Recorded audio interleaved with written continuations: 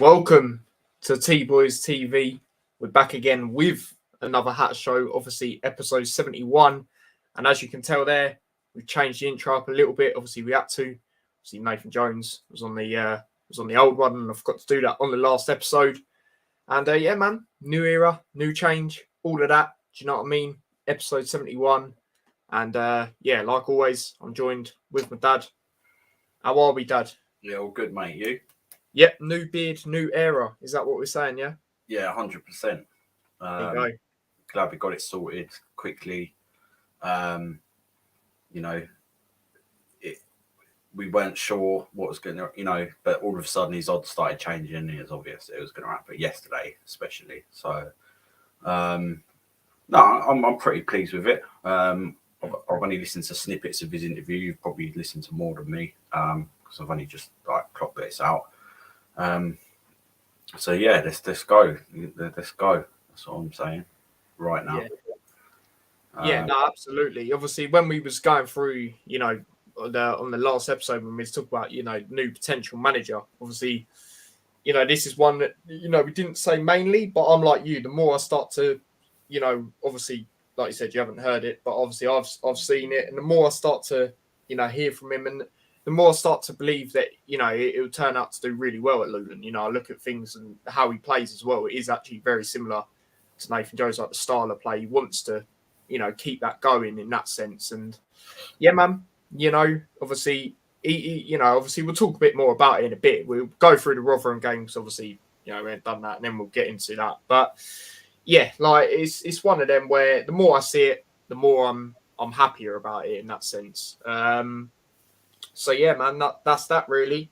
But yeah, like I said, let's go through the Rotherham game first. Because obviously, like I said, I was going to do a match reaction, but that Saturday was a madness in the end, so I didn't. But obviously, 3:00 kickoff. Obviously, Mick Harford was obviously in charge of this game, obviously doing the interim manager role. And yeah, obviously, we took on Rotherham. Obviously, I did end up getting the score prediction right. I just had a feeling. Rotherham doing better than they usually do when they usually come up to the Championship. Got a lot of draws at home. I just felt it was going to be one of them, and obviously it did turn out to be like that. But obviously the lineup, Ethan was in goal. Obviously Osho, Lockyer, and then Bell were the back three. And then obviously it was Bree on the right, Doherty on the left. And then obviously Ruddock, Clark. Well, obviously Campbell was obviously with Ruddock, and then Clark was slightly higher up. And then Elijah and Morris. And then as for the bench, I always forget to do the bench when we talk about this. Berry, Cornick, Freeman, Eisted, Petit, Watson, and Williams, who I believe is a youngster. What did you make when you saw that lineup? Yeah, I expected the defence to be how it was. I think I called that one. And then, yeah, everything else just kind of is keep it how it basically was. Obviously, with the injuries and that, we had to put a couple of youngsters on the bench. So, yeah. We weren't going to change it much, was we? Let's be honest. No, exactly. So yeah, it was decent. It was a decent, team sheet. Yeah, no, absolutely. The only change I think I said about doing was obviously he's probably started Berry. But other than that, and we thought that Horvath would be back as well, which he was. So. Yeah, and obviously he was, because I'm doing this thing. I recommend you lot get it if you haven't already, especially if you go to Luton games as well. It's called Fan Hub, and it's pretty sick actually. You can predict your lineup. They're adding predictions in for when the games come back. They're doing it for the World Cup as well. And yeah, man, like it's pretty sick. You can do your prediction lineup. I got 10 out of 11 right that I would have went with, and obviously. Yeah, man, like you can do your distance cover, the ground you've been to the most. And yeah, man, it's sick. It's pretty good. So, yeah, man, recommend that if you ain't got it already. But yeah, obviously that was a lineup. Now going into the first half, Rotherham did actually score in the first minute. And it was annoying. It was one of them goals, conceded a lot of them this season, second balls. Obviously Ruddock was the one who tried to clear it. I'm not going to be too critical on him like some people are, because yeah, he should, he shouldn't. For me, he shouldn't have outside of the boot tried to clear it like that. He should just try to clear it normally. But again, he shouldn't really be having to mainly do that because at the end of the day, he's not a defender. But it was a good finish. It was a good finish by Rotherham. Very annoying time. Conceding straight. Straight at the start of the game. But it's one of them as well. One of them games again where I felt where we could have really won the game. And like a lot of people said that. Obviously, Mick Arthur obviously said that in his post match as well. We had good chances, similar to Stoke in the sense where I felt we should have done better with the chances that we had. I remember a few chances that Morris had. Usually he'd be burying them, especially this season. As we know, he wouldn't be taken as long. He'd just get on with it. Do you know what I mean? You saw it a lot against Stoke as well. He's trying to take them extra touches. In games like Blackpool, for example, he's quite unlucky not to score. But the last two, he has tried to do too much for me. Elijah, he played really well. I felt unlucky again for me. He's had a lot of unlucky games where, he could have scored again. He could have scored similar to Morris for against Blackpool and that sort of thing. Elijah, there was a moment in the game. What half was it? It was, pretty sure it was second half. Yeah, it's the second half where he controlled it down. Brilliant touch on the turn. And we know he's got that capability. We always used to big him up for it last season because it was phenomenal. And obviously we know Morris is good at controlling it as well. But like I said, it was a game where we could have won the game. We should have really took our chances more. Again, I'm not really going to say too much. We'll get more into it on player ratings, so we can rate players individually and that. But obviously, 1-1. Obviously, Luke Berry did get the goal right at the end of the game, and obviously, I was celebrating a lot, even though we should have scored before that. I just feel, me saying 1-1 and Berry again proving why for me he should start a lot more games in the right place at the right time. Again, yeah, it was a bit of deflection, but again, that weren't going in originally, in my opinion. The keeper would have saved it. It was on target, but yeah, that's my thoughts on it. But your overall summary on that game, Dad? Well, yeah, I was lacking because by the time I turned it on, we was already 1-0 down, so I missed the first goal initially, and obviously I was like, what's going on here? But they didn't. They were trying to hold on to it a little bit, probably.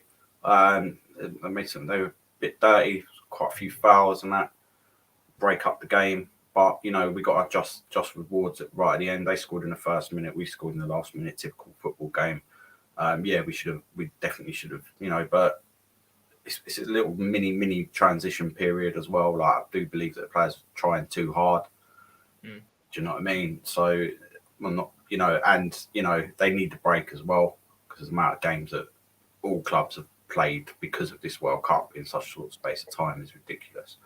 But I was gutted. I would have been gutted if we'd have lost that game 100% because we definitely didn't deserve to lose it. So I was glad that we got that goal right at the end, and I was pleased with it. As you got to be. But now this is where we need to start turning them draws into wins into wins, and let's be honest as well. Like a lot of times, but I remember I was saying to you this the other day when we was playing in League One, we were tearing teams apart, but we weren't hitting it long. We was passing teams off the park, and with similar players. Do you know what I mean? We've got better players now and that, so we need to do a bit more of that. I think that's what we need. I think we was lumping it too long. Yeah, you can do that because obviously you've got two big men up front, but not constantly. Do you know what I mean? Yeah, exactly. I think that's another reason why. You remember them quite a few times we were getting countered because of that. Even in the last season and stuff, teams were just countering on that because we'd burst forward to support them or whatever, and we get caught out quite a lot. So I think that'll change. But yeah, overall, we deserve something from that game. I'm glad we got it. Yeah, and I'm glad we got it for Big Mick as well. Yeah, no, absolutely. We'll go through some comments before we move on to obviously player ratings. Big up Stephen. He says, "Big up Ty, big up Dads, big up yourself." He says, "What a reception he received." Yeah, absolutely, absolutely. Obviously, bless him, he did get emotional in his match as well. But big up to him, man. Big up to him. You know, he deserves it, as we know anyway. You know, obviously everything he's done for the club. You know, when Novatos left last time, came in and done the job, and obviously, you know, helped us go up. Yeah, kept that motivation, you could say. Yeah, and also he was the guy that persuaded Gary Street and that to get Nathan Jones back again. Yeah, exactly. So you know, he always does what he thinks is best for the club, and actually, I think he's really good at it. And you know, obviously, he was part of this process of recruiting Rob Edwards as well. And exactly. Be interesting to see what coaches stay with us and who he brings in. Obviously, we know that he's going to bring in his assistant, Richie Kyle. If you watch the video, you'll see that Richie Kyle's there with him, looking around the pitch and that. So that's a done deal. He always worked when he went to Watford, because I read the presser just to get a bit more background information on Richie Kyle. And you know, Rob Edwards said that wherever he goes, he's going to go. He'll be with him anyway. So it's but we'll get more into that, because I found out a few things. You know, done some little more research into them, and you know, because otherwise you're just basing it on he had one good season at Forest Green in League Two, and but there's a lot more to them than people realise. So it's good. But yeah, we deserve the point 100%. We deserve to win the game, but at least we deserve the point. Yeah, no, absolutely. Big up Reese says, "I've been using FanUp just less than a year, and it's great. I got 10 out of 11 at the weekend." Yeah, same with me, but obviously I missed Berry out. So yeah, man. Kenny saying he got his World Cup previews out. That's good, mate. That's good.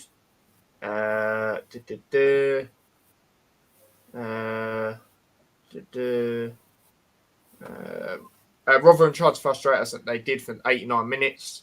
Yeah, exactly. But you know, obviously it's good that we got the point. You know, if we got nothing, like I said, I'd have been like you. I'd have been very, very disappointed. But yeah, man, let's move on to the player ratings. Oh, I've accidentally pressed the wrong button.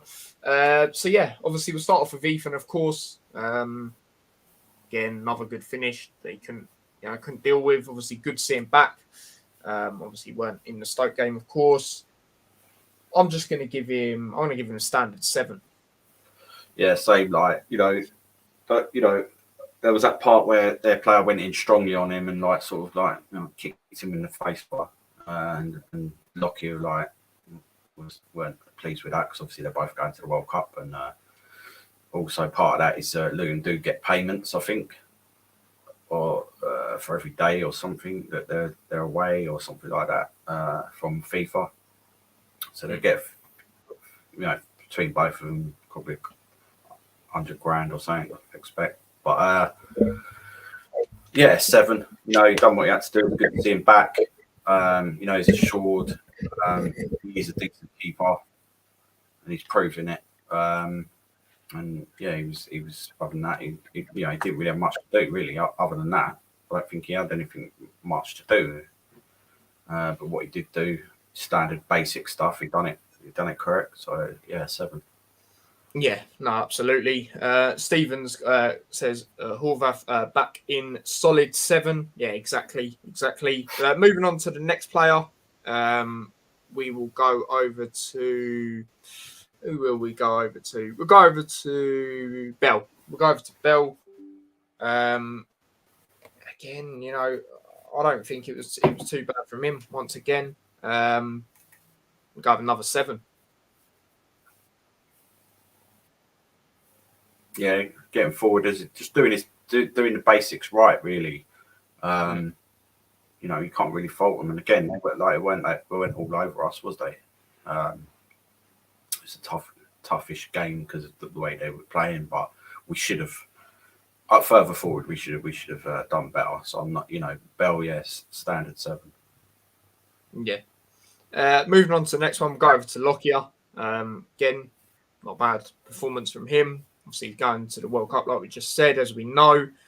Obviously, it is Wales versus USA as well. First game for them in that one. So that's going to be interesting. Unfortunately, in my opinion, I don't think Ethan will start because everyone USA rate this Matt Turner guy for some reason. Even Arsenal fans don't rate him. But there we go. Lockyer, I'm going to go for 7.5 for Lockyer. Yeah, same exactly what I was thinking, because he's actually been a captain for 2 games in a row now, and he's actually doing well with that. He's improved so much since that Newport game, and even then, like, he scored in that game as well. He was rusty, but now he's just looking better and better and better. And as he was captain, and we've still got the result as well, and he was pretty decent. I'll give him a 7.5. Yeah, that's fair enough. Of course, Stephen says Bell was still looking fresh, 7.5. Yeah, exactly. And then moving on, we'll move over to Osho. Obviously, can come off in the second half. It's difficult with Osho. Obviously, ain't got Burt, ain't got Bradley, no one like that. I do rate Osho, but I just feel it's one of them where he has got. I don't know. I do see it personally where I see he has got mistakes in him sometimes. Sometimes he gets caught out too easily. For me, I'll go over 7 though. I'll go over 7 for his rating.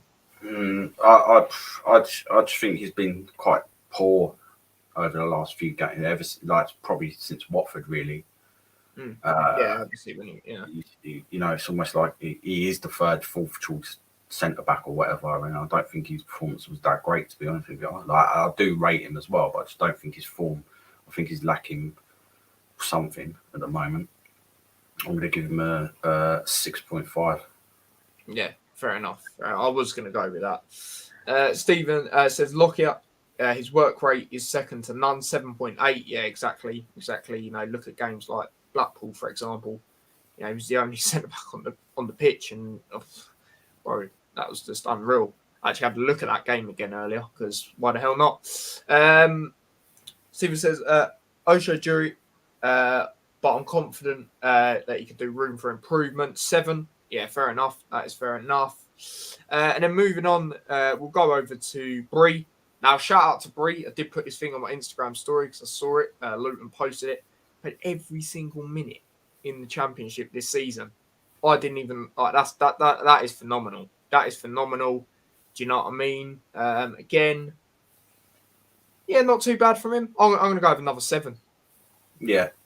Overall, he was decent, and as you just said, he's played every single game, and that some of that is because we haven't got anyone to put in his position really.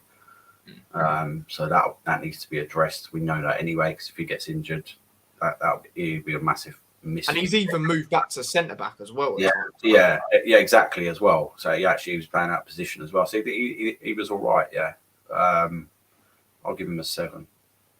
Yeah, that's understandable. And then moving on to Doherty. We'll go on to Doherty. I don't think it's too bad from him. Again, I don't think it was too bad. I can't really think of him doing much wrong. I'm gonna go with another 7. Yeah, he was quite lively. Do you know what I mean? You can see that he's getting into form. Again, he was kind of played out of position. He's more forward, normally playing right up there. So, but he was pretty decent before. I'll give him a 7. Yeah. And then moving on to the midfield, we'll start off with Ruddock. Now, I've said it to you already. I'm not, saying it as far as some people say.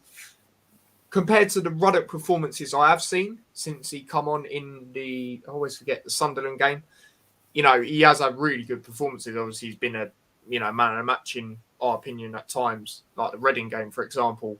I don't think it was terrible from him, but it's not the level that it has been at. Do you know what I mean? Obviously, the goal, like I said, he shouldn't really be having to clear it. Like, I get it's the team effort and that, but, that sort of thing. Outside of the boot, I just didn't really like the way he cleared it. I'll be honest. But it weren't too bad. It just wasn't as good as it has been from him. So for me, I'm gonna go. Now this might sound harsh, but do you know what I mean? I don't. Like I say, it just hasn't been the level that it has been. I'm gonna go for 6.5. I didn't think he was that bad. I'm not even looking into that clearance. Do you know what I mean? I've seen other players do it. He's not a defender. If Adebayo done it, then he'll be getting the slack for it. So I'm not even looking at that. His basic play was decent. I think he was trying too hard. All that he was trying, and it just didn't come off. And I think that's all it is really. I think other than that, he weren't too bad. And obviously they was asked to do that because Mick come out and said that they, we were trying to do some different things, and you could see that was part of that quick fruit, So I'm not really. I don't think it was that bad at all. I'm going to give him a 7. Yeah, fair enough. Flipping camera's playing out. Don't know what it's done. Oh, there we go. Now I'll go through what Stephen said for other players. Bree, 100th appearance. I think new coaches will improve his dead ball better than they are. 7.3. Yeah, no, I agree on that. And then Pelly's gone with 7, which is fair enough as well. And then moving on to the other player, we'll go over to Campbell, one of the other midfielders, shall I say. Campbell, again, one of them performances I felt where he got stuck in. You know what you're going to get from Campbell. Do you know what I mean? We say the same thing every time we rate him, really. Campbell, I'm going to go for 7. I think Campbell was pretty lively, and I'm actually pretty sure that he had a banging shot, and their keeper made a good cut. Yeah, in the first half. Yeah. I thought he was really hungry in that. I'm going to give him a 7.5. That's fair enough. Yeah, like you said, he did have that shot in the first half. Yeah. And if that had went in, that'd have been a bang goal. True. The keeper for saving that, and we probably would have went on to win that as well. So, props to him for keeping up, and he deserves a nice break as well, because I'm pretty sure he's played pretty much every game and all. Yeah. So 7.5, potentially man of the match, actually. But yeah. And then moving on to last midfielder that obviously started the game, and that was obviously Clark. I don't think it was too bad from Clark. I believe he was the one who took on the shot for the goal. Yeah, I thought it was. Just that double check. Yeah, man, not bad from him. I felt it was a decent performance from him. I still went with Berry over him, because obviously he was in that cam role, but I'm going to go Clark. I'm going to give it 7.5. Yeah, I agree. I think he was pretty decent. He was, he was doing his job properly, and he was always looking to get on the ball. And that if that could have went in, I don't know if the keeper was going to get over, but because it was the last minute and it come to him on the edge of the box, it gave me like Naismith vibes against Bournemouth a little bit. The way he just took it, I thought he's going to bang it, and still worked. It worked out, and I like Clark a lot. I think he's underestimated, and maybe he might actually be put out on the wing, which is his original position when he comes to the club. So it's going to be interesting to see, because we can get into that as well, because we know that the new manager's preferred formation is 3-4-1-2. So if we can get that up and just have a little fiddle around with where we think how he might change things, or what players he might play in that position, we could have a little look at that. Just a little runner to see, But yeah, no, I thought he done well. 7.5. Yeah, fair enough. I just got that up. So yeah, there you go with that. Moving on to the two that were up front. We'll start off with Morris. Like I said, I just felt, we know, when he did start scoring goals, he wouldn't, just do it straight away. Basically, just take that touch, bosh. What I've seen of him in the recent games, like I said, like my dad said, players seem like they're trying a bit too hard, and I felt that was like with him in this game. Morris, I'm going to give to what I've seen. I'm going to give a 6.5.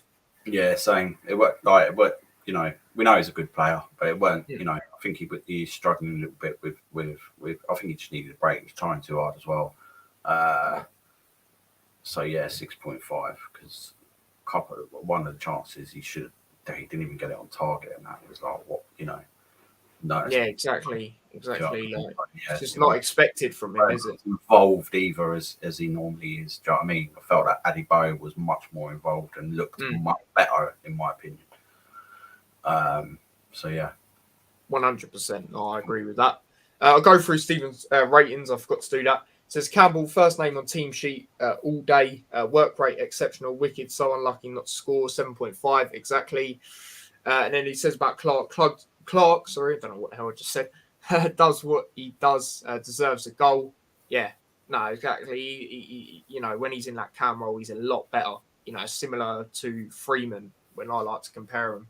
They're just better in that cam role, I feel, other than when they're, in the middle sort of thing. But yeah, obviously the last player that started was obviously Elijah. Like I said, good performance for him. That touch he done in the second half. Yeah, he had a few very good touches, and he was always winning the ball and trying something, being in on things. Yeah. And he done like some pirouette and that, and he just looked really good for me. Like, yeah, and considering what's happened, Nathan Jones has gone, etc., like his head's not gone that down, which I thought it might do. So I reckon that we could see better from him. But yeah, his touch is getting better and better. you know, for a 6'4" striker, yeah, I liked it. I thought I'll give him a 7.5. I'm going to agree. That's exactly what I was going to say. 7.5. So yeah, and then obviously moving on to the players that come on, we'll start off with the goal scorer, which is obviously Luke Berry. Like I said, I would have started him just because I feel, especially in games like the Stoke one, I've said it openly, I'll say it again. I felt at times we were missing his movement, to get into other positions because, it was obvious where the players were going with, and just try to take too many touches, and again on the goal, he was in the right place at the right time, and obviously got it in. Really good impact when he come on. Am I going to go 7.5 or am I going to go higher? I'll go over 7.5. Yeah, I think it made a good impact. We knew, but what you're going to get with him as well, and I weren't surprised to see him, get the touch, or he just come for his knee, or he just redirected it, or whatever. But still, vital touch. Was that 2 goals in the last 2 games? If you take out Stoke, obviously. Yeah. But did he even come on in that? Probably. I think he did, but yeah, actually, I think he did at the end. Yeah. But anyway, I thought he was decent. Or I'll give him 7.5 as well. Yeah. Let me go through the other ratings for the other players. Morris below par for me, 6.7. Yeah, exactly, compared to what it has been. And then Stephen's rating also for Elijah is Adebayo. Now, while impressed me, he was holding up the ball and didn't get frustrated when being fouled. Yeah, exactly. 7.7. I say, yeah, I agree with that. And then big up Hanno, he says, yes, sorry, I missed it for no reason. For some reason, didn't get the notification. Nah, that's all right. So I did get it on my other one that I just test on just to see if it works. But I don't know. It's one of them. Berry closing in on the start of a goal. Machines had to be there. 7. Yeah, exactly. Right place, right time yet again. And then the 2 players that come on at the same time, obviously Cornick and Freeman. I'm just going to go over 6 for both of them. Yeah, 20 minutes left. Yeah, I don't really remember him affecting the game that much, if that makes sense. Yeah, do you know what I mean? So I'll give him 6 as well. Yeah, no, that's fair enough. Of course, your man of the match. Now, I've said a lot of 7.5s. Well, we both have. So yeah, I'm going to go with Campbell. For me, he just stood out more, and it was good to see him actually getting on. Taking on that shot himself. He could have played the easy option. We need more of that from him, and he's showing it. So, and I just thought overall he was probably, he had to battle with them midfielders, and that. So I'm going to give him man of the match. Fair enough. Like I said, obviously we both gave 7.5, so there's obviously a lot of options. Obviously, no one went higher. For me, the main ones that are up there, in my opinion, I would say Lockyer, Campbell, and Elijah personally, and Clark as well. Obviously, if Berry started, then yeah, I'd probably obviously put him up there. I'm going to go with Elijah.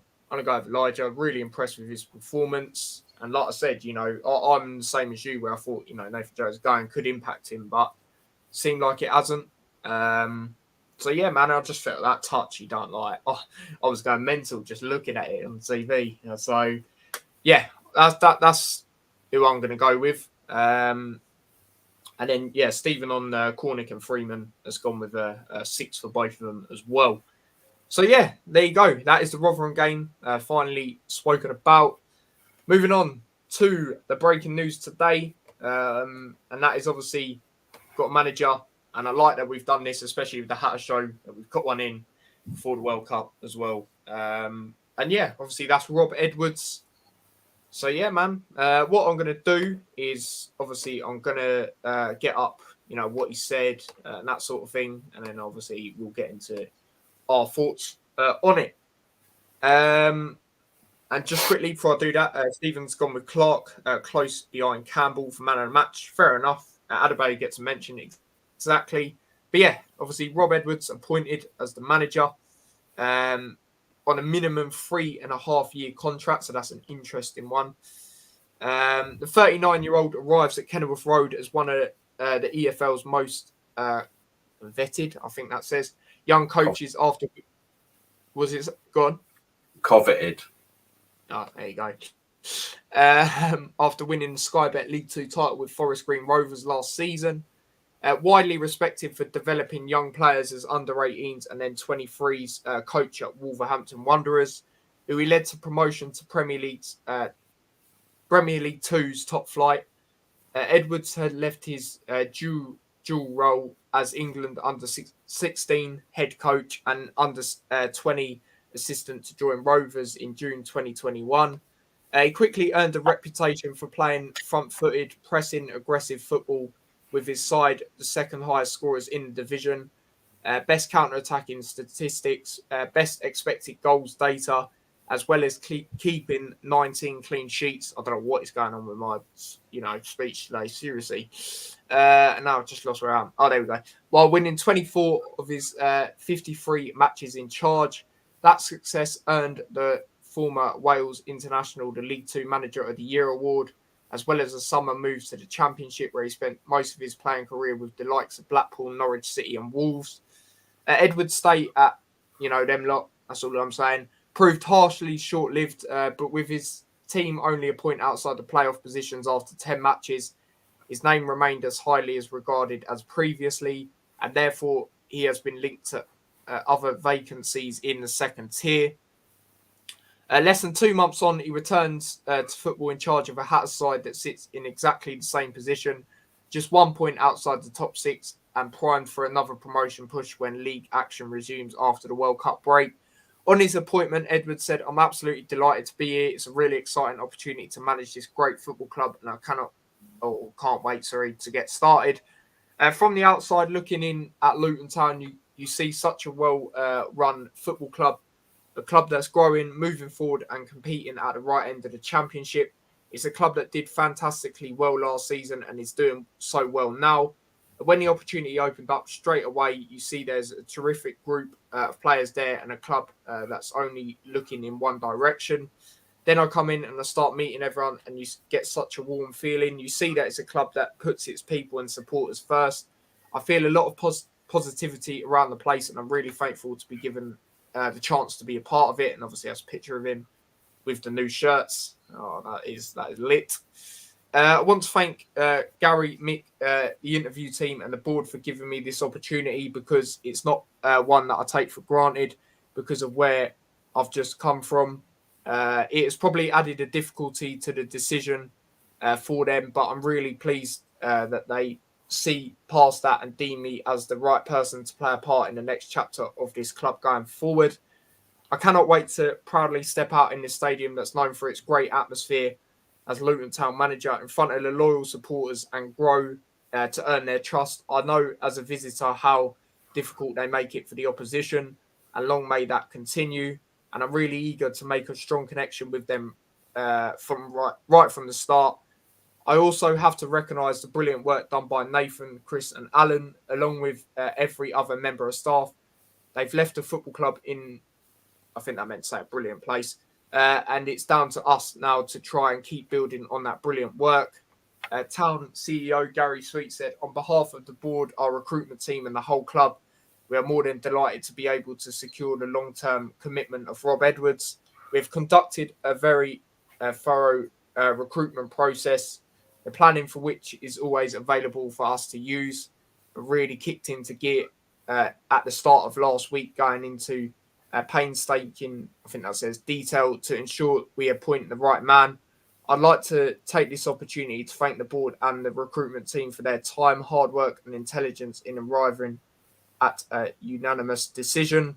We warmly welcome Rob to Kenilworth Road, and while as a band of fans ourselves, we fully understand the concerns some supporters may have with his previous club, but the one action Watford did that impressed us in recent times was their appointment of Rob. From our lengthy conversations with him, he immediately brought into our values as a club. We had deep discussions about our culture, our opportunities, and our threats, and he fully understands where we have come from to get to this point now. Let's be honest, jokingly, if we avoided everyone with a connection to our adversaries, I think that says, our choice would be somewhat more limited, and we cannot ignore the joint movement of some players over the years, and indeed this season. We're confident that with such a limited association, with them, Rob will very quickly feel much more a member of our tight club here at Kenilworth Road. We had unprecedented interest in the post, and we'd like to thank the other candidates on a very high quality list, with a particular warm thank you to one.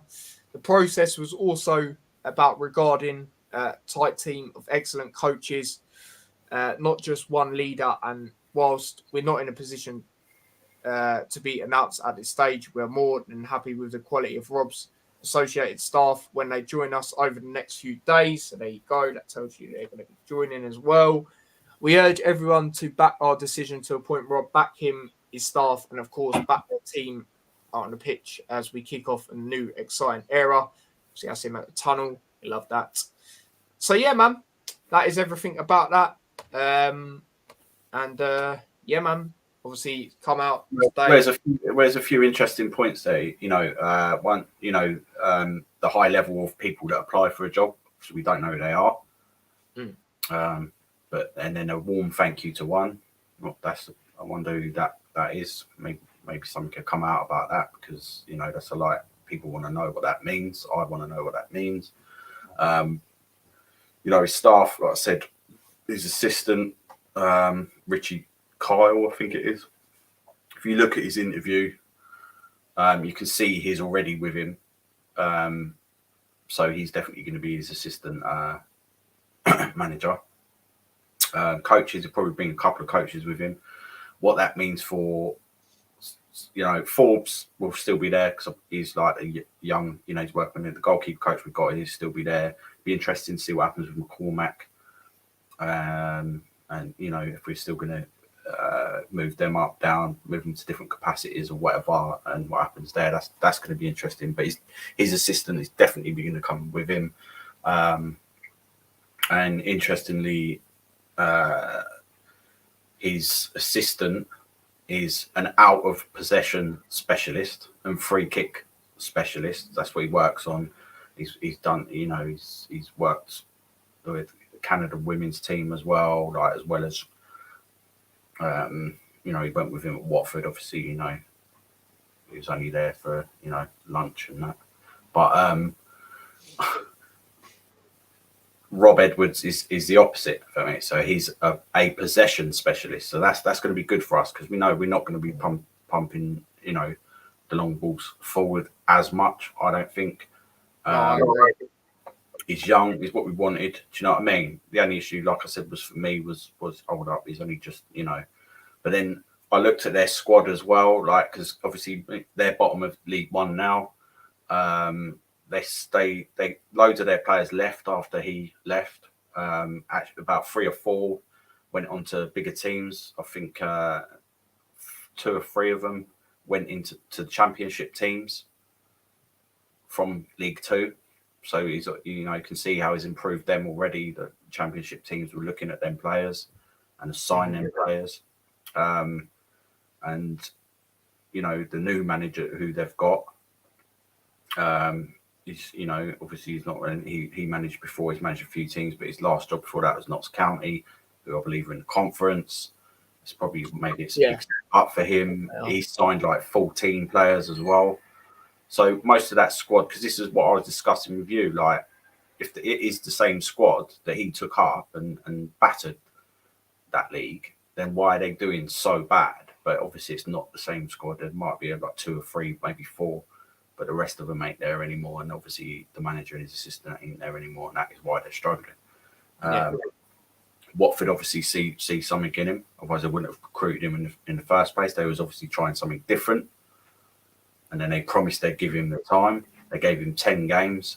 They were expecting to be 7 points clear after 10 games or something stupid like that. He was 1 point off the playoffs. You know, we all know, you know, he's already said, come out and said, you know, because Gary Sweet said that to him that the fans will go through, you know, hell and high water for you. And he was like, well, I've already been through hell anyway, meaning... Yeah. I see he threw a few digs at them. Yeah, I saw that. At least this club's got a trophy cabinet or something like that. Yeah. Let me read it. No, he's already where his affiliation is. I mean, a couple of people are already saying like, yeah, but he was there for 5 minutes. He's got no affiliation with that club. Yeah, exactly. They basically gave him a load of money for nothing. And I still think it's going to be interesting, and this is another key factor about which direction the clubs are going, and it will be a talking point come the end of the season, because if we finish above them, which I think we still will, then that's going to make them look even more ridiculous than they already do. So let's see what happens. I've already seen a few comments, he weren't good enough, or some people saying he was all right, but he weren't given enough time, and you know, all the usual shit, you know, sloppy seconds, whatever. Well, we'll see about that, won't we? We'll see about that. You didn't give him a chance. Let's be honest. It weren't like he was like struggling like Middlesbrough or West Brom or whatever. Do you know what I mean? And to be honest, they're not doing that much better now, in my opinion. Like, I've checked out the last 10 games.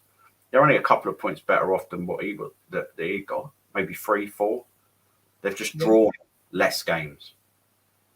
Yeah. Exactly. But then where the players fully committed into him and his assistant, you know, we know that a lot of them players got egos. You know, it'd be a short, sharp lesson for him, but he was obviously disappointed. But he'll be out to prove everybody wrong as well, and he's confident. Do you know what I mean? He's you know, I think he's got the right attitude. He reminds me a bit of the Bournemouth manager. He's very good as well, like management and things like that. Like I said, it's what we're looking for, a forward-thinking coach, you know, not a dinosaur, not someone who's just going to make, you know, and you can see that it doesn't work now. You need to be recruiting these coaches and helping them develop as well. So it's going to be, I don't expect him. He's not going to be exactly like Nathan Jones was on the touchline. Obviously, I do feel that him and his assistant will be there on the touchline, shouting out the proper instructions, that, you know, like they're supposed to. And I think it's good for him. It's a good fit. He retired at 30, so he's 39. His assistant's 37 or 39, as well, 37, I think. You know, they're both young, but they've both been in and around the coaching for you know, quite a while now, and obviously they started off at the lower levels, but that's where you start off. Where Nathan Jones started off, you know. Exactly. We got a template, as you know, Gary Sweet and that said, like, but they just went into more depth. They needed to see, hence the deep conversations about the culture, the club, what they're trying to achieve, where they've come from, what shit times we've been at, and what we want to do, which we know where we want to go to the Premier League. Yeah, exactly. You've got to be part of that. You have to be part of that as well. Shouldn't it's not about feeding your ego. They'll understand why he made the jump from League Two to the Championship, because let's be honest, most managers would. Yeah, exactly. Tap him up, but that doesn't surprise me. Do you know what I mean? If they knock on his door, go, how much are you getting at the moment? $3,000 a week, give you 30. Who's going to turn that down? Yeah, exactly. And they were in the Premier League just before, so he must have had something about them for them to go for him. And this is what I'm saying. Normally they go for some managers that you never heard of. Do you know what I mean? Like Italians or whatever. This was a big change for them. And he was the man that they wanted to take them back up to the Premier League instantly. Just, I don't know whether they just think they know better than football people, and that's the problem. Yeah, no facts. Whereas we're all in it together, and the thing is as well, all our players, like, we know that they'll back the manager, they'll get on with him because he's younger as well. There's a lot of similarities in that way. Might draw a lot more female fans because, let's be honest, he's a good-looking guy. So oh dear, let's give him. I'm actually quite pleased because there was other Critchley. I was thinking, I don't know though. Do you know what I mean? And the main thing is, sorry to cut you off, but the main thing is we were looking at someone like the main thing they said is we're looking at a young manager, isn't it? That was the main thing. So as much as I wouldn't have minded him, Critchley, I looked at it the same thing and thinking, were we really going to get him? Because obviously he's not young compared to someone like Rob Edwards. And the thing is with Critchley as well, he left a Championship job to be an assistant. Yeah. Me, that's like under Gerrard. Like, I think that's lacking a bit of ambition for me personally. No, I agree. You don't know who else applied for the job or whatever. So that's going to be interesting. Obviously, they can't reveal the names of everybody, because it doesn't, because they could still be with clubs or whatever. You just don't know. But apparently, there was a lot of interest and there was a lot of people that believed that they could do the job and wanted the job. That's the main thing as well. So obviously, he's proven that he's the best candidate. Like I said, he's had these deep conversations. He's ticked all the boxes. I wouldn't like to be interviewed by Gary Sweet and Mick Hart. You know what I'm saying? You got to have something about you if you're getting in the door. Exactly. And it's not, and we still could have had more time. Do you know what I'm saying? Because we don't play again until the 7th of December, so we could have had more time to get someone in. So I do think it's a good fit. I'm not bothered about the Watford connection. No, I said it's mine. I don't even know why people are bringing it. Just even if he was there for a day. Come on, like, people would still be going on about it. It's dead in the water. He was never affiliated with that club. They treated him like shit. Do you know what I mean? And that's it. He went there for the money. That's it. Nathan Jones left us. We took him back. We didn't. You know what I mean? Yeah, it's minor. It's minor to me. Yeah. In fact, it's probably going to benefit us. I agree. Because he's 100% going to know already what it means. Nathan Jones knew what it meant, and has already said the game will be different. But this is going to add that extra bit of spice. Right time of the season. Let's see what's going to happen there, and I wouldn't be surprised if we're up there and they're like they need to win to get in the playoffs, or it's going to Will they still even have the same manager then? We'll see. But I think there's a little bit of that in the background as well. Do you know what I mean? Yeah. So yeah, that's what I want to say on it. Like, I know his preferred formation as well. So if you want to get that up, and we can have a little play around with that and yeah. I've got that up actually. We'll do that in a second. He very rarely changes it. When he was at Forest Green, I saw him change it like I haven't looked at it properly of Watford actually, but Forest Green, because it was more consistent. He only kind of changed it to like 5-3-2 or whatever, like cup games or that EFL trophy and stuff. Yeah. But in general, in the league, that's his preferred formation. Obviously, you've got to have the personnel to fit into that formation, but I don't think that's too different from what we're doing now, to be honest with you. So, 3 at the back, 4 in front. Obviously, a cam. He obviously likes a cam. We've got plenty of them.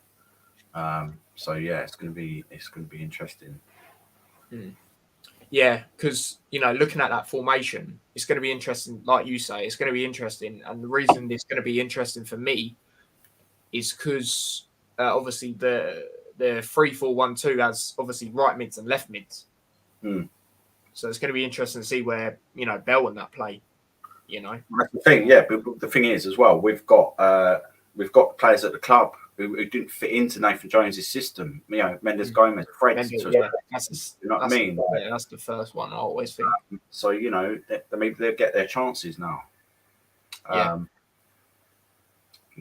he might play different. But obviously, if that's his preferred, that's what he's coached, that's what he's learned. Obviously, he's got to be adaptable, but so have the players as well. So that's what I'm saying. We can have a little look at it and just have a little see what we think who go where, and that. Yeah, no, absolutely. What I'll do is I'll read that thing he said, and then I'll go through the comments and I'll say a little bit of my thoughts. Won't go into it too much because I echo most of the things you say with it. But yeah, it says obviously about the high hell or higher water, and then he put the ironic thing is I've already been to hell and it wasn't pretty. At least you lads have a trophy room. You could have it better, you know what I mean? At the end of the day, he's right. They treated him like dirt, and that's why no one needs to worry about that. It's done us a favour, in fact. Yeah, exactly. But yeah, there's that. But my thoughts on it, like I said, the more I've looked at it, and obviously I listened to his interview, like I said earlier, the more I'm starting to, whoever comes in, I'll back him anyway. But I'm a lot more confident than I was. Obviously, he wasn't a name that, we both mentioned when we was talking about, potential next managers. But the more I look at it, he does, even though he plays a different formation, like obviously we're going to get into, and like we've mentioned, he does play similar to Nathan Jones in the way he wants to play attacking football, press, when you're not on the ball.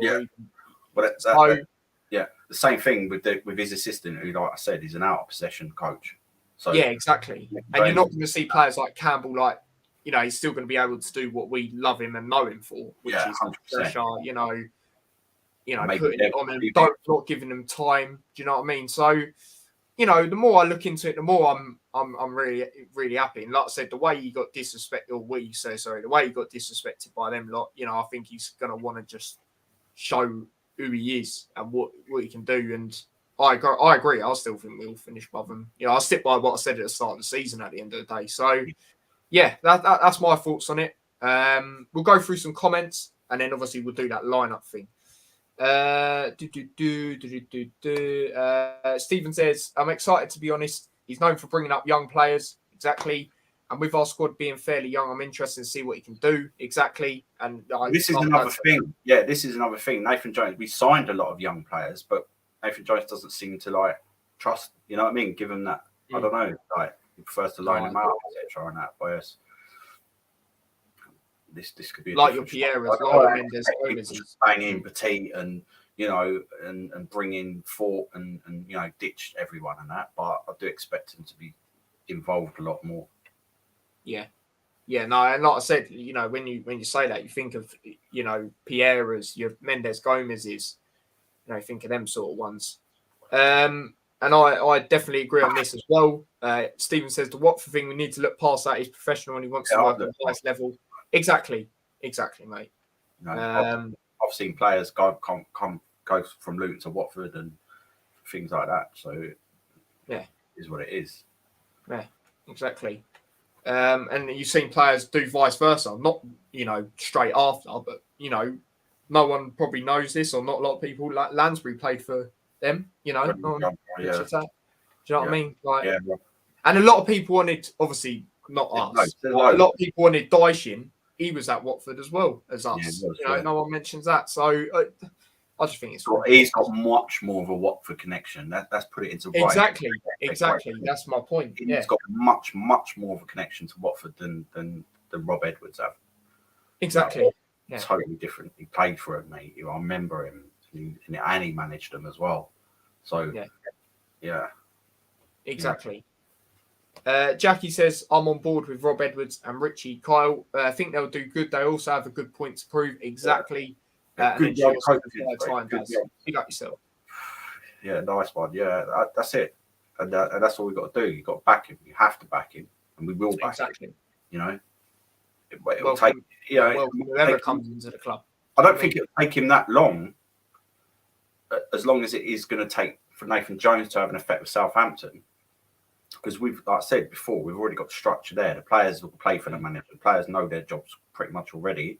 He's obviously going to come in, but he's not going to go, right, you're not playing left back no more. You're playing up. Do you know what I mean? He's not going to totally. He's going to see what we're good at, and we're still going to do them things, but there will be tweaks, and eventually you'll see he'll get his own sort of players in and things like that. Don't expect us to be signing any Forest Green players or anything like that. But they'll have a pool of players that they're obviously going to be on board with the recruiting system that we have. That would have been a big part of the interview and him getting a job as well. So I mean, I'm quite excited now. I'm glad we've got it in, and now he has that time to work with the players who haven't gone, obviously, to the World Cup, which is most of the squad. Mm-hmm. Some of them I think have took a break or whatever for a week off or something, I believe. Because I think I saw a fan said that he saw Morris in Paris or something. So they'll obviously be given like a few days off or a week off or whatever. And just quickly, even though Woodrow's obviously been out, I've seen he's in America as well. So big up to him. Yeah. So make the most of it while you can. Do you know what I mean? Come back fresh. I do expect us to have three or four players back, and ready for contention as well. When we do play Middlesbrough, and it can work. Look, I mean, they've got Carrick in charge, Middlesbrough, and they've just turned them around. Doing well. And he's a young manager as well. So obviously, it can be done. That's the way with forward thinking. That's what it's about. And we know all this. Hence why Nathan Jones ended up going to Southampton. They're like a bigger version of us. Yeah, and they want to be like us. They openly said that to him. So people seem to forget, it's little Luton, this, that, and the other. Hold up, this is a club that's actually renowned for bringing through some of the best young players in the world. You know what I mean? So, over the years, Bale, Walcott, you can still say, but these players played, international football. Mane, Van Dijk.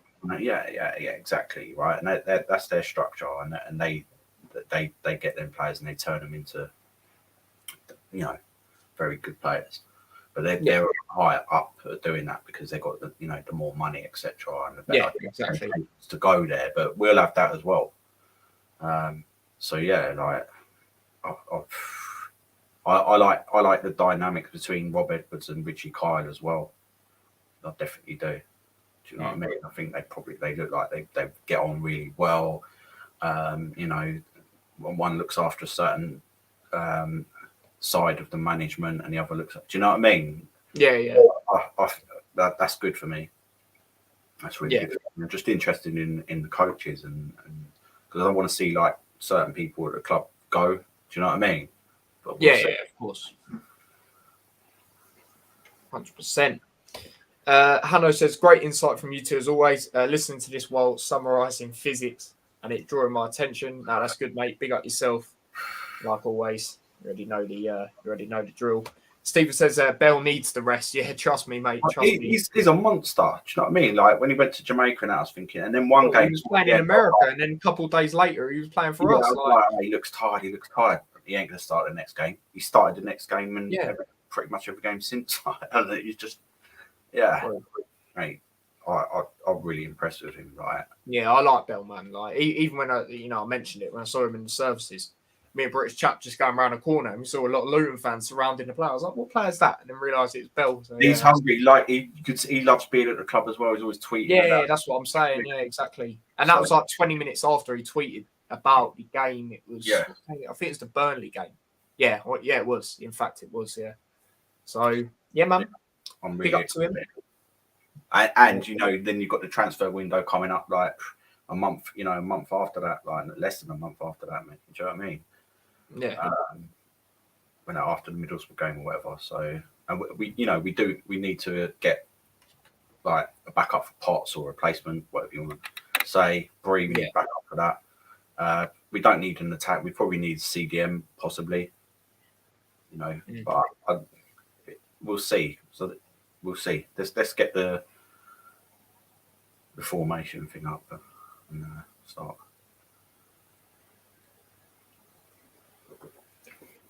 Yeah, sorry, I just message from my stepdad.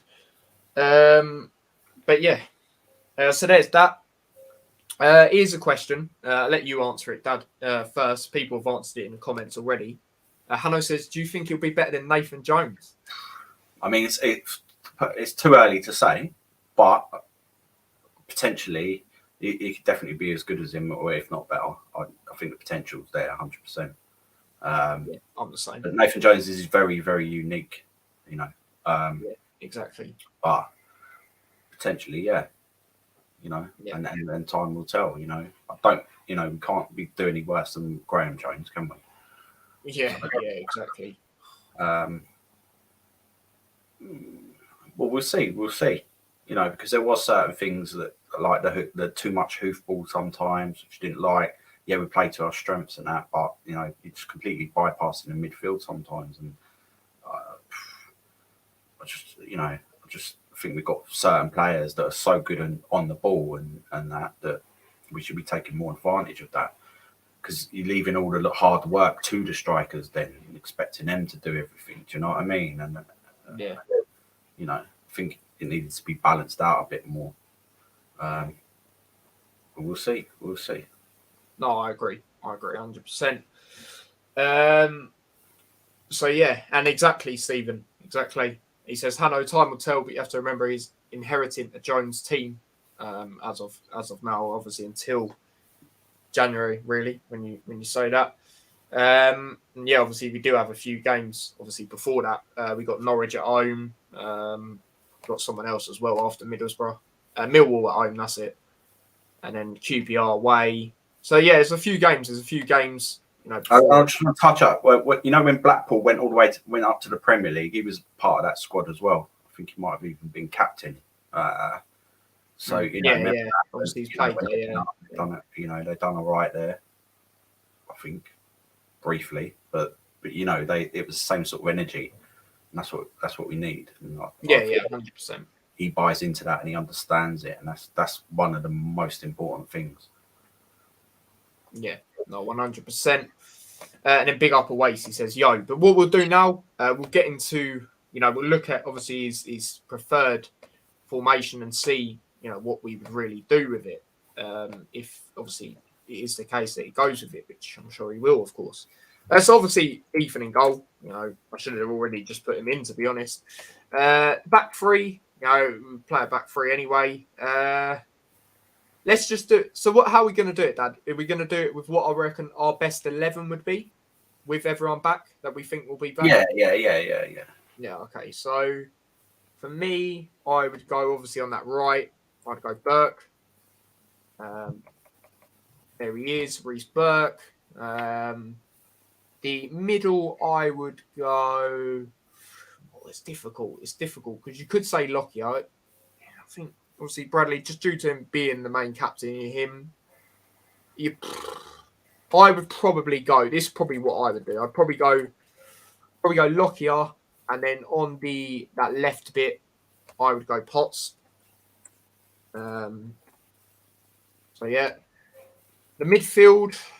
Now this is interesting for me because obviously, like I said, there's left and right mids as well. Well, I think Bell could quite comfortably play in left midfield.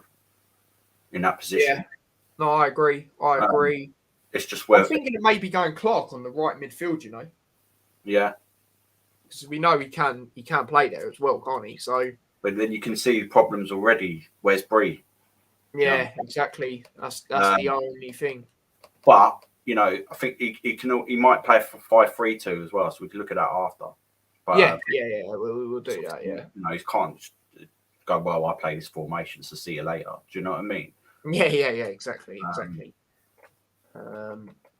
Amari Bell. Yeah, I'll go Bell on the left. Midfield. So the other two. Campbell. Yeah, Campbell definitely. I'm just trying to think the other one.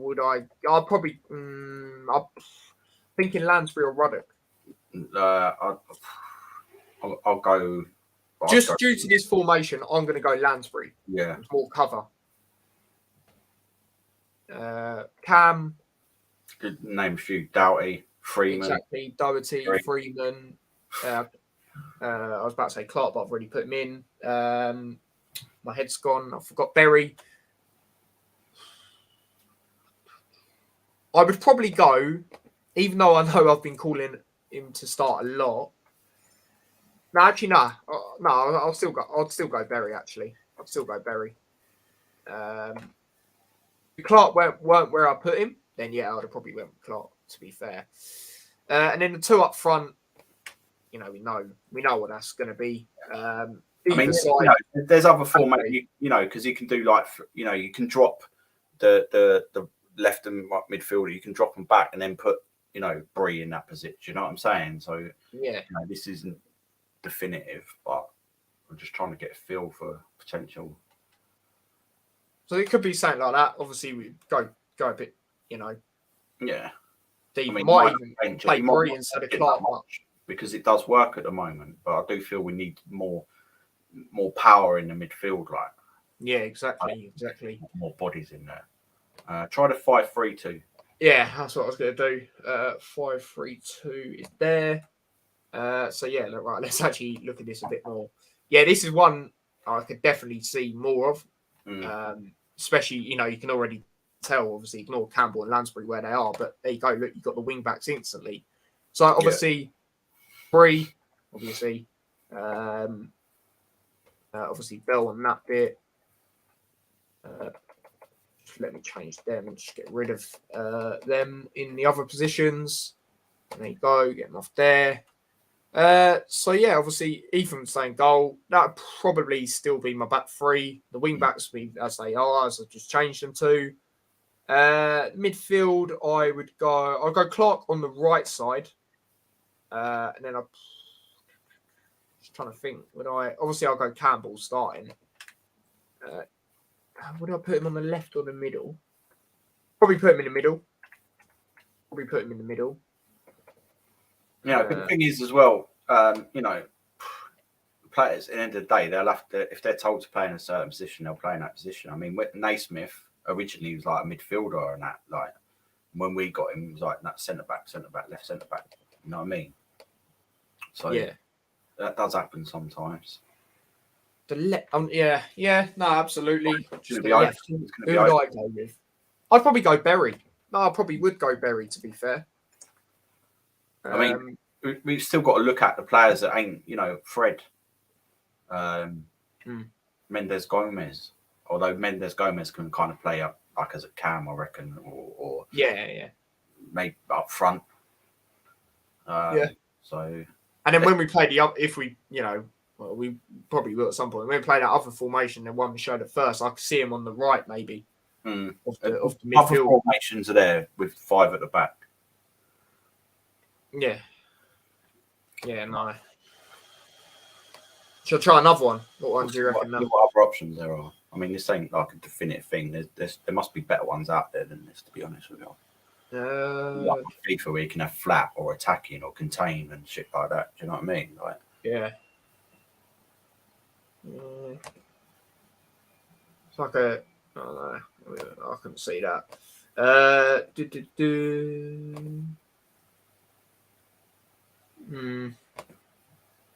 can't see us playing one up front. No, I can't. Can't really see that. Look, many decent strikers for that. Yeah, that's a possibility, whatever that is. Yeah, away from home, I could see this sort of formation. Obviously, ignore Bell where he is and that, but yeah, sort of brief with Burke. Yeah, exactly. Right. So let me have a little play around with it again. So obviously you got Bell there, left back. There he is. Then obviously take Burke out there. Bree there. Swap Lockyer and Potts. That's what I would do personally there. Obviously, we know Potts likes that left hand sort of bit. So yeah, there's that, and then obviously Lockyer there.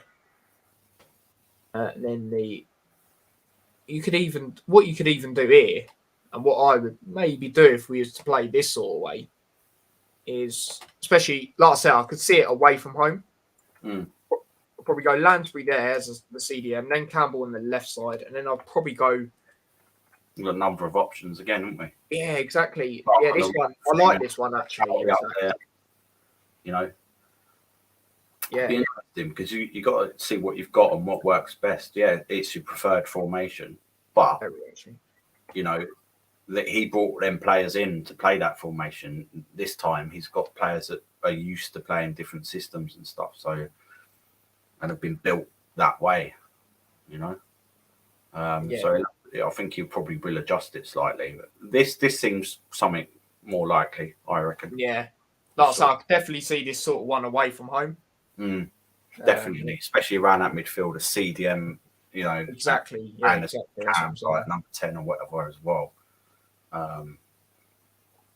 Yeah, I can see that happening, but we'll see. It'll be interesting to see what happens. Absolutely. And when we preview Middlesbrough, you know what? I might actually go with this formation. I'm thinking this away as well. To a certain extent, but we might have more information, you know, because obviously we'll be asked more questions up to the time, you know. Yeah. Still play the same system, you know. They're going to ask certain things, surely. Like that's not going to be the only interview as from now until 7th of December or whatever, or 2 days before the Middlesbrough game. I'm sure we're going to hear more, especially with the coaches coming in and things like that. Yeah. You know, Nathan Jones, when he went to Southampton, didn't he play with a different formation that he would with us? I'm sure he did. Yeah, he did.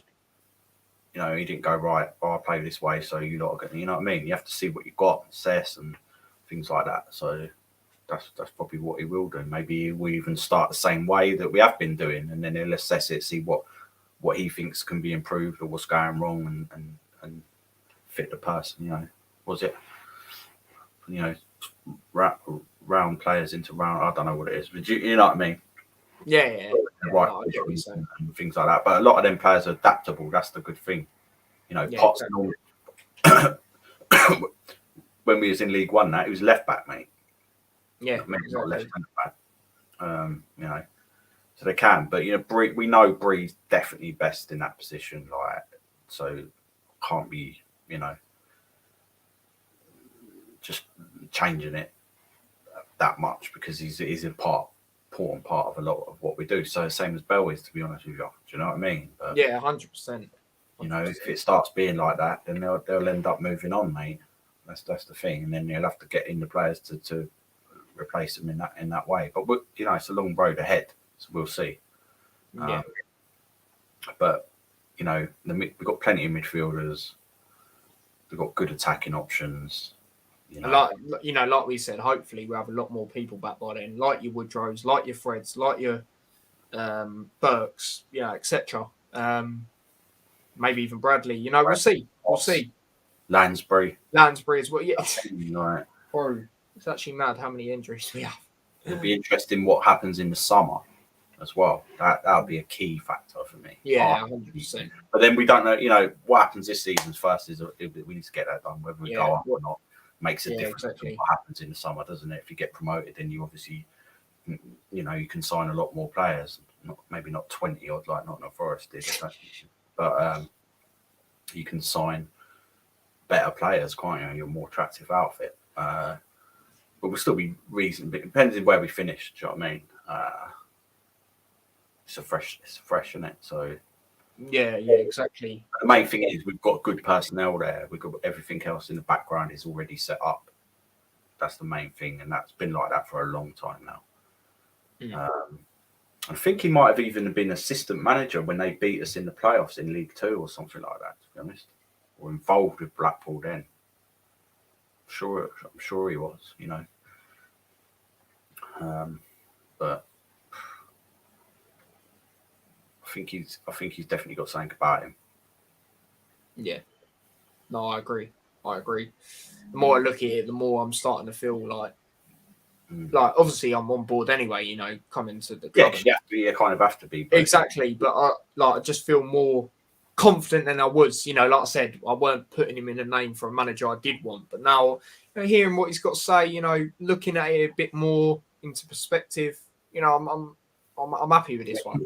You know, he said already he wants to get on with the fans, doesn't he? And yeah, exactly. Yeah, that's obviously, you know, a lot of fans already are like, yes, you know, pick up yourself for that. Yeah, you know what I mean. So things like that, and yeah, you don't have to kiss the badge and all that like Nathan Jones did, and nothing wrong with that, really. I don't think, but you know, he liked the club, isn't it? You know, let's not forget what Nathan Jones done and what he built. And yeah, exactly. We went from League Two, right?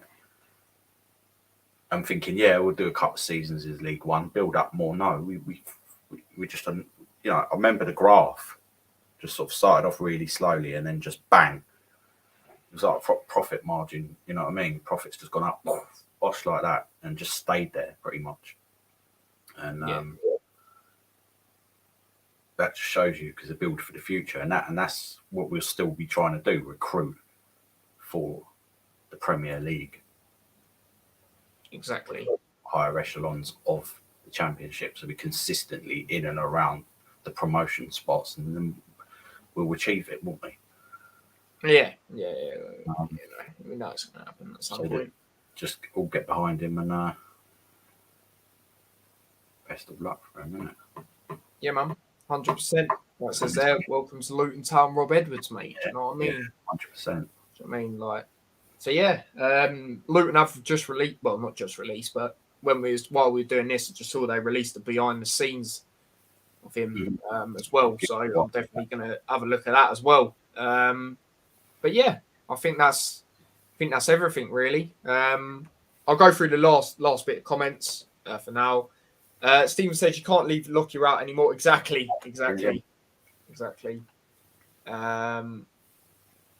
He has played wing backs before. Yeah, exactly. You know, we'll see what goes on. But I like the formation up on the screen. Like I said, we won't. Obviously, it'll be his first game, so we don't know exactly what he will go with. But I'll go with that when I talk about Middlesbrough. I'll tell you that right now. Because I actually like that one. The more I look at it, especially away from home, like I said, with the CDM as well. Yeah, I like that one. Because hopefully, like we said, players will be better. And Lansbury's hopefully one of them, especially away from home, especially with that CDM. We know he can play a good role there. Or even, you know, do vice versa with Campbell, for example, or even Ruddock. I don't know. We'll see. We'll see who's playing then. But yeah, exactly that. But yeah, Dad, is there anything else you want to say? Just quickly, actually, Jackie's reminded me. Apparently, we are going to have a friendly with a Brazilian team. I'll see a lot of their fans. Briefly, yeah, let's just warm. That's what we need. You know what I mean? Because you can't just go stale. So that would actually be very interesting, yeah, because you kind of get a glimpse then.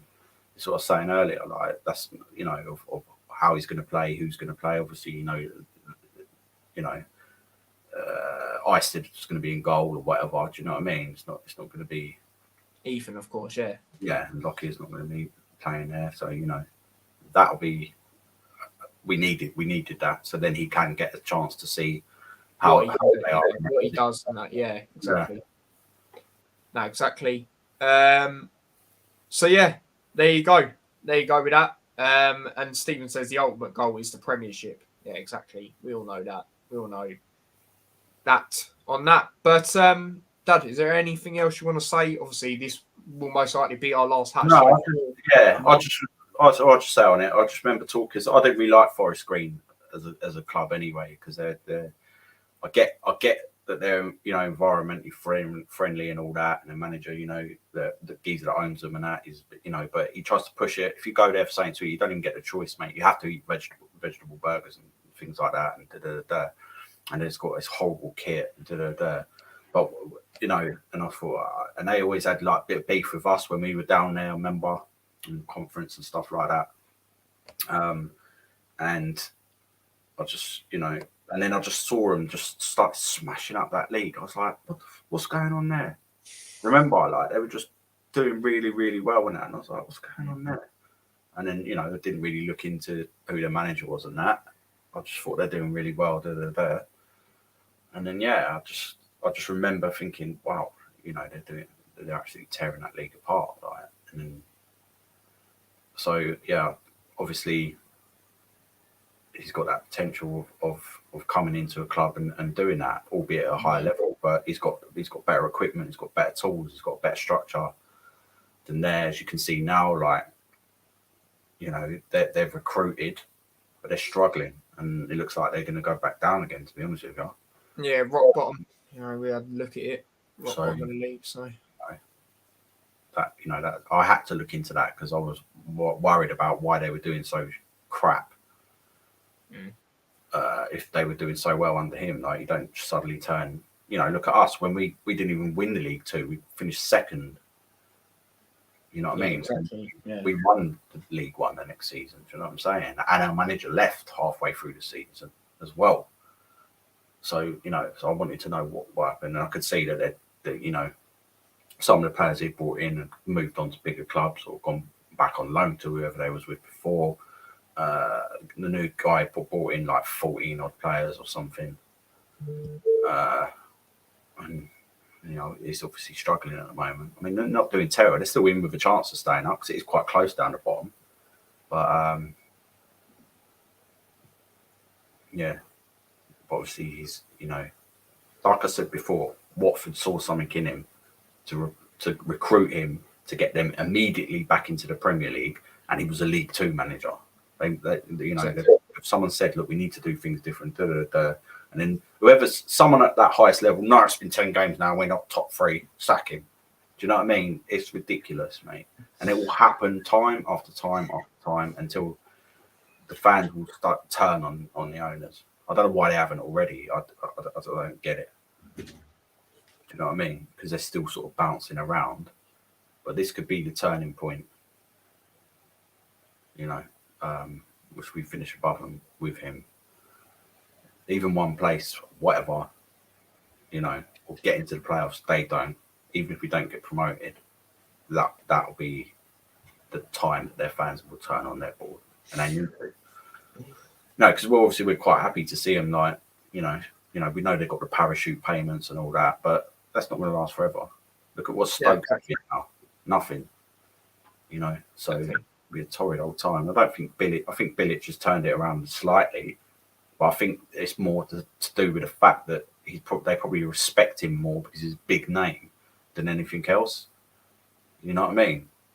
Because, you know, they beat us. We were terrible. Like, on that day, we just played the occasion and not the game. You know? Yeah, exactly. I saw them beat Stoke. Stoke, crap. I don't know. You know what I mean? They were like they was against us, but some Watford had that slight. They could finish, whereas we couldn't. And then I think they lost a couple of games. They're doing slightly better. I think their fans are going on like, yeah, we're doing much, much better. Not really. You know, you've got 3 or 4 more points than after 11 games than he had after 10. He had 14 points after 10 games or something like that. You know, they've got like 17, 18 at push, right? The division's wide open. You know, it's not that close. Whereas loads of teams have dropped points in the last few games. It was up there. So that's the only reason they're only 3 points ahead of us, and they're 4th place. Right, and we're 10th. It's wide open, like, at the moment, and we just need to close that gap. Just we haven't actually lost that many games. No. Probably the same as them or less than them, maybe. We've just drawn too many. Yeah, exactly. I think that will change. Will change, and that's just the key. Yeah, I'm looking forward to it. Yeah. You know. Well, I'm just having a look now. They've actually lost more games than us by one. We've lost 5, or they've lost 6. So yeah, like you say, it's just a draws. Some of them have felt like losses. At the same time, some of them, like I've mentioned before, have been good results, like the Burnleys away, etc. But yeah, we need to start turning them into wins, like we said earlier on as well. Let me go through some comments. We've got a new subscriber. Big up yourself, Henry. He says, "Hi lads, I'm a first-time viewer. Just subscribed. Palace fan, but I like Luton. Must be a good feeling taking Watford's old manager. I reckon he'll do well." Yeah, no, I'm the same as you, mate. I reckon he'll do all right. Don't get me wrong. He wasn't one of my first names when Nathan Jones left. But looking into it more, listening to what he's had to say, we wanted a young manager. He does play similar to Nathan Jones in the style that he wants to play. And that benefits with our players that we have, like the Alan Campbells, like I said earlier, for example. I reckon he'll do really well as well. But big up yourself, Palace.